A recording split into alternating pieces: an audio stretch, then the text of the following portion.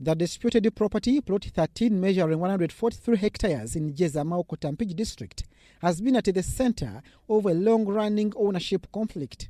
For Ways Investment petitioned the Office of the President, accusing Ssemmango James of trespassing and fraudulently creating overlapping land titles.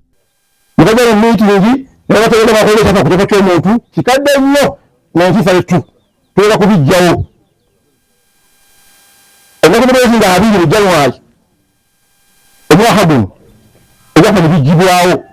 people who petitioned the president, and this group they are tenants, the so-called bibanja. They were telling the president about the confusion on this land, that everyone was saying, I'm a landlord, what, you come and pay usuru. So they were in total confusion, and others, even if they were using the force, they wanted to illegally evict some of these tenants.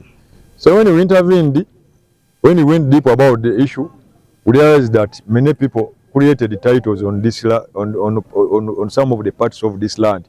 On guidance from the Office of the President, the company sought redress from the Ministry of Lands, a process that culminated in the cancellation of the contested titles. These titles were cancelled.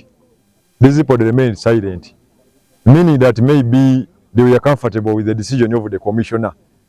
Others, the only remedy was to appeal against the decision of the commissioner through court. But now they are not doing it, and there is no court order stopping these people from opening the boundaries or even taking over their registrable interest. The Mpigi RDC, Sarah Nanono, says authorities stepped in after one of the parties repeatedly failed to honor mediation meetings.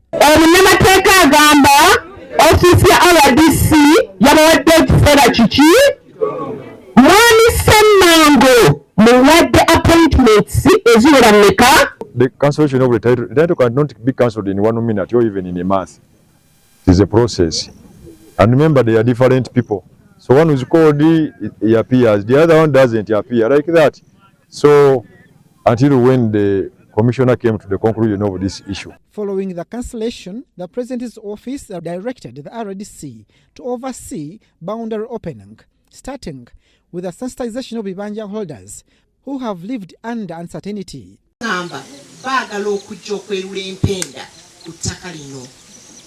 Era nafuna ekiwandiiko okuva mu office mu State House ey'omukyala Njuba Gertrude. These people forwards they requested the president to cause the boundary opening, to know the actual boundaries and also to know those who are in and those who are out. However, a joint meeting of the parties turned tense, forcing the postponement of the boundary demarcation exercise.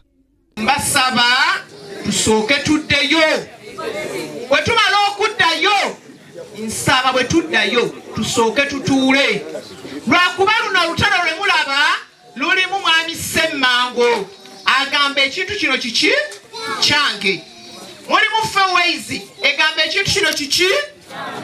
Officials have since raised concern over persistent cases of double titling, blaming fraudulent practices within the land system.